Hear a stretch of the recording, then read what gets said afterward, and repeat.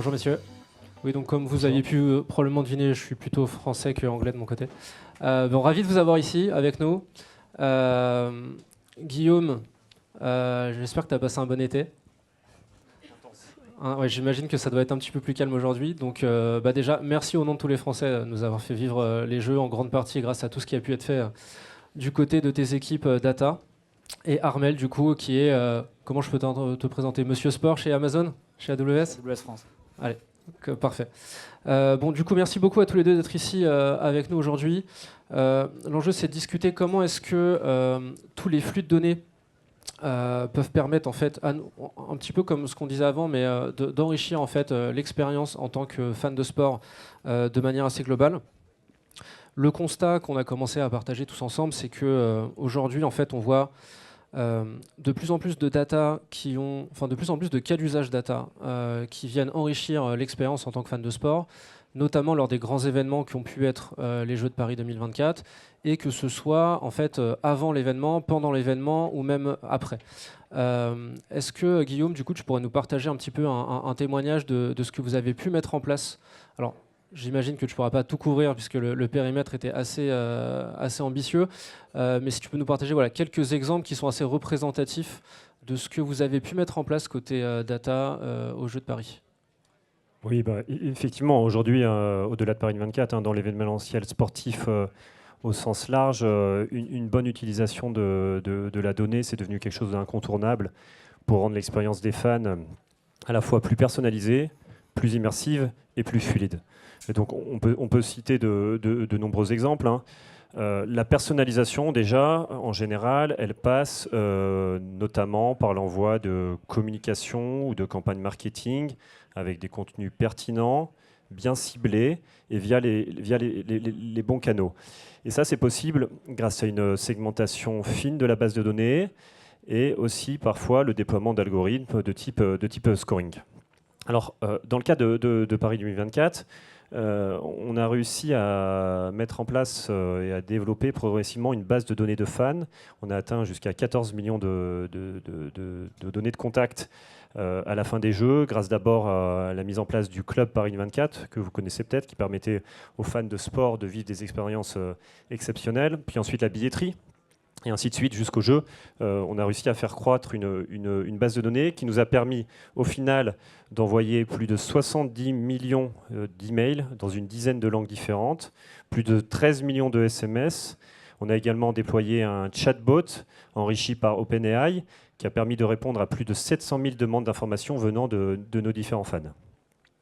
Sur la partie plus immersion et fluidification de l'expérience, en général, ça passe davantage par le développement de fonctionnalités spécifiques dans les différentes interfaces digitales avec le fan ou le spectateur, que ce soit son téléphone ou les écrans qui peuvent être déployés sur les différents sites de compétition.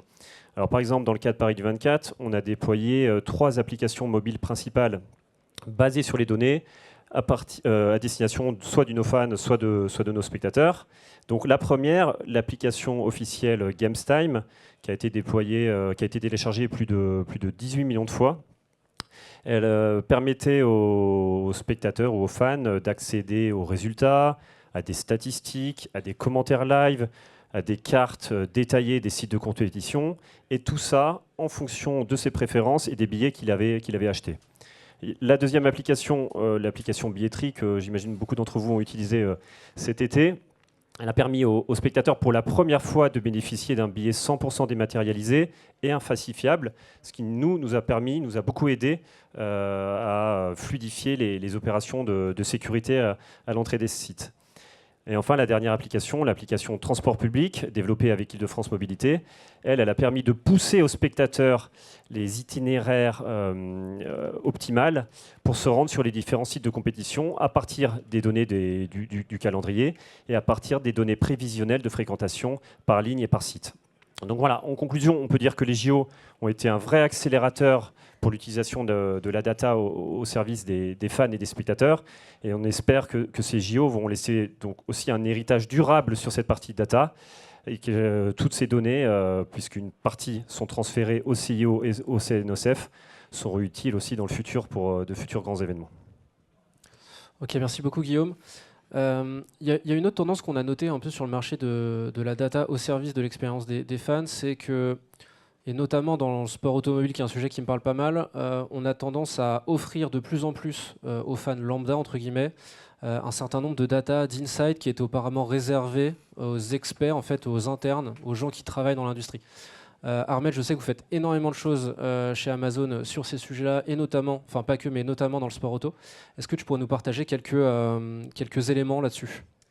Carrément, carrément, carrément. Peut-être pour resituer AWS dans le monde du sport, on travaille aujourd'hui avec les fédérations, les ligues, les clubs, l'ensemble de l'écosystème sportif, les retailers sportifs, les broadcasters, les acteurs spécialisés aussi.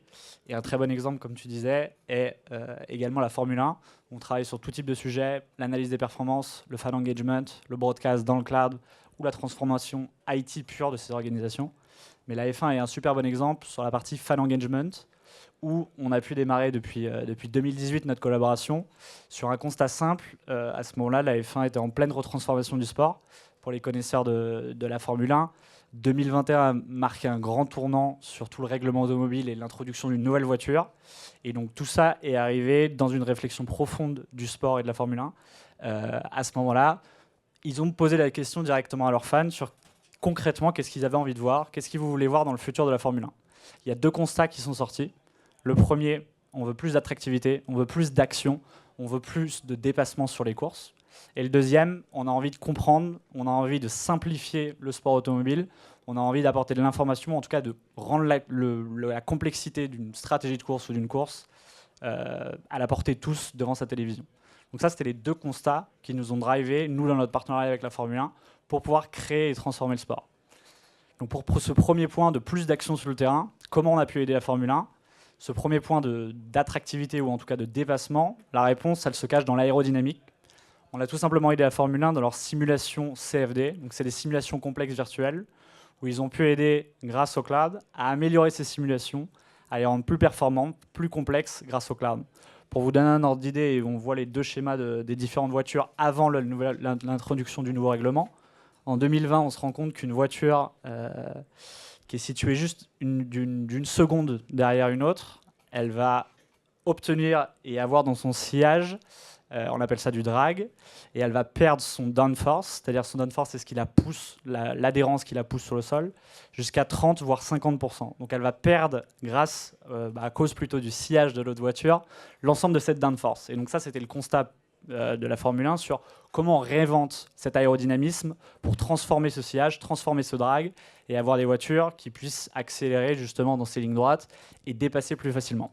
Donc c'était l'objet de ces simulations et c'est sur ce point principal qu'on a pu travailler avec la F1 pour justement transformer toute cette partie de simulation. Et on se voit sur le schéma, la deuxième voiture en 2022 post-simulation dans le cloud. Ils ont fait des simulations complètement dingues sur le cloud qui leur ont permis de réduire ces downforce à quasiment 5%, ce qui est juste hallucinant quand on avait des constats à plus de 30 ou 50% de downforce dans cette première configuration pré-cloud. Donc ça, c'est le premier élément. Qu'est-ce que ça nous apporte du downforce? Qu'est-ce que ça nous apporte du drag? Pour les fans, ça ne parle pas beaucoup. Concrètement, c'est plus de dépassement, plus d'action. Et on l'a constaté dès 2022 avec l'introduction de ces nouvelles voitures. On a eu jusqu'à 30% de dépassement supplémentaire sur chacune des courses. Et donc, c'est une action qui est réinventée. Et c'est plus d'action pour les fans directement au cœur via ce traitement de flux et cette nouvelle aérodynamisme des voitures. Donc ça, c'était le premier point d'action. Deuxième point d'action, rendre le complexe de l'ensemble des données de la Formule 1 accessible à tous devant vos télévisions. Ça passe forcément par la data, et on en a parlé dans la dernière table ronde aussi sur l'importance cruciale de la data au démarrage. La F1, c'est un sport qui est infiniment tourné autour de la donnée. Chaque voiture a plus de 300 capteurs. Elle génère 1,1 million de points de données par seconde. Je ne sais pas si vous vous rendez compte ce que ça donne en termes de quantité de données, mais c'est juste colossal. Et donc, on va venir capturer cette donnée. Et tout l'enjeu sur ce deuxième point avec la Formule 1 était de capter cette donnée et de la transformer en une expérience qui est intelligible et qui est appétissante, qui est sympathique pour les fans de leur télévision. Et donc, tu peux passer sur la prochaine. Concrètement, comment on fonctionne et comment ça fonctionne? AWS, c'est une grande boîte de Lego et nos clients nous utilisent pour créer des solutions qui les intéressent. Concrètement, pour la Formule 1, ça passe en 3 étapes. Une première partie de captation de ces données. Donc on l'a vu, ça peut être les données de voiture, l'état des pneus, les données GPS, les données de température, les données de temps, de météo, les données de la piste. Toutes ces données, tous ces points de données sont envoyés directement sur le cloud. vient une deuxième étape de transformation de cette donnée. On vient également la mélanger avec tous les historiques de données. On a plus de 70 ans d'historique des données de la F1 qui sont combinés à ces flux de données. On va y ajouter une couche de machine learning, d'intelligence artificielle et une couche de visualisation pour après transformer cette donnée en un graphique que vous allez tous voir sur votre écran. Et donc on vient à cette troisième partie sur comment diffuser ce flux de données, comment diffuser ce graphique directement au broadcaster et directement à la télévision. Et l'ensemble de ces phases, captation, processing et graphique, elles interviennent en moins d'une seconde. Donc c'est vraiment du quasi-temps réel pour réinventer et proposer ces graphiques. Et donc on a pu sortir depuis 2018 une vingtaine de graphiques sur 3 sujets majeurs: la performance des voitures, la compétition, ce que font les autres voitures également sur la piste, et troisième autour des stratégies de course pour déchiffrer ces stratégies et les rendre accessibles au grand public. Donc on est très fiers de ce partenariat. C'est un partenariat qui fonctionne bien. Et si tu passes sur la prochaine, voilà ce que ça donne dans une course. C'est ce type de graphique qu'on peut voir directement tous les week-ends et pendant tous les Grands Prix. Et du coup, bon, j'imagine que aussi bien dans le contexte Paris 24 que dans le contexte Formule 1, on se parle quand même d'utilisation massive de data au service de l'expérience, notamment du coup des fans. J'imagine qu'au-delà des problématiques de collecte, de data science, ça draine aussi pas mal de problématiques de transfo. Est-ce que vous pourriez nous expliquer un peu, nous raconter quelques anecdotes sur comment est-ce que quand on commence ce genre de voyage, entre guillemets, de programme data, au-delà des sujets proprement parlés data, quelles sont les autres problématiques auxquelles on va être confronté si on veut justement transformer en fait toute une organisation de cette manière? Je ne sais pas qui veut commencer, peut-être Armel sur la partie Formule 1, et après on laissera Guillaume finir sur les JO. Ouais, en 2 mots, je pense que ça a été surtout la rencontre de 2 géants, la Formule 1 dans son sport et AWS sur la partie technologique, qui avaient une ambition commune, une de transformer le sport, donc il y avait cette mentalité de vouloir, on a envie de builder quelque chose et on a envie de construire quelque chose ensemble. Et le deuxième point qui a été très très important pour nos équipes aussi, ça a été l'intention de vouloir écouter les fans pour comprendre ce que l'industrie voulait voir, ou en tout cas ce que les fans dans l'entertainment voulaient voir sur la F1.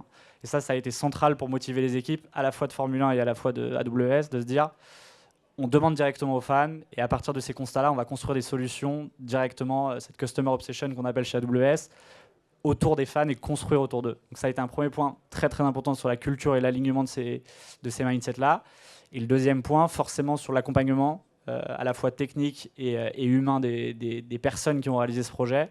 On a beaucoup investi en termes de people, en termes de consultants techniques chez AWS, à la fois dans nos équipes machine learning, intelligence artificielle, etc., pour driver justement toutes ces innovations technologiques, parce que forcément derrière, il faut construire, il faut builder ce genre de solution. Okay. Et toi, Guillaume, il y avait un élément encore particulier qui était propre au JO, c'est qu'en fait, c'était un sujet qui était ponctuel, quoi.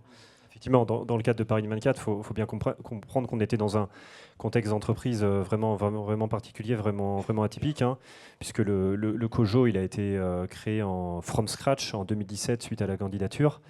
Moi, quand je suis arrivé en 2021, j'étais à peu près le 500e employé.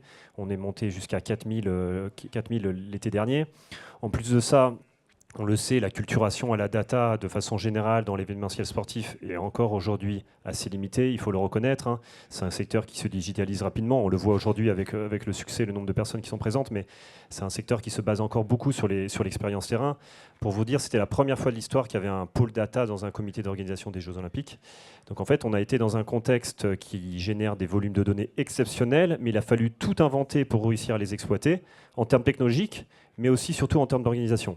Donc au-delà des outils très robustes, très pragmatiques qu'on a mis en place, il a été aussi nécessaire pour nous déjà d'acculturer à l'intérêt de la data toutes les directions métiers en interne, mais aussi les parties prenantes avec qui on travaillait et avec qui on échangeait des données, hein, notamment l'État.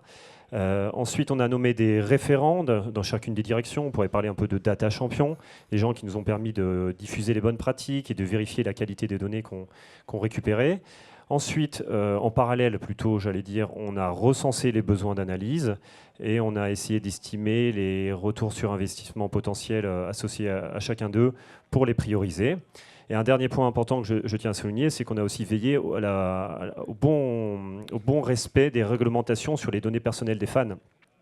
C'est un point souvent qu'on oublie quand on parle d'IA. Paris 24, on a été exemplaire sur le sujet. On a travaillé finement sur la récupération des données de consentement, sur le traitement des processus des demandes d'exercice des droits. On a stocké l'intégralité de nos données en Europe, bien évidemment. Donc voilà, en conclusion, ce que je pourrais dire, c'est que quelle que soit l'organisation sportive, une gouvernance des données appropriée, elle est presque plus importante finalement que les outils technologiques si on veut être sûr que la data et l'IA viennent rendre service efficacement aux fans, mais aussi au marketing et aux opérations. Très bien, écoutez, merci beaucoup à tous les deux. Je serais bien resté un peu plus longtemps pour entendre toutes vos anecdotes sur ces sujets. Malheureusement, on arrive au bout du temps. Donc merci beaucoup d'être venus et on reste dans le coin.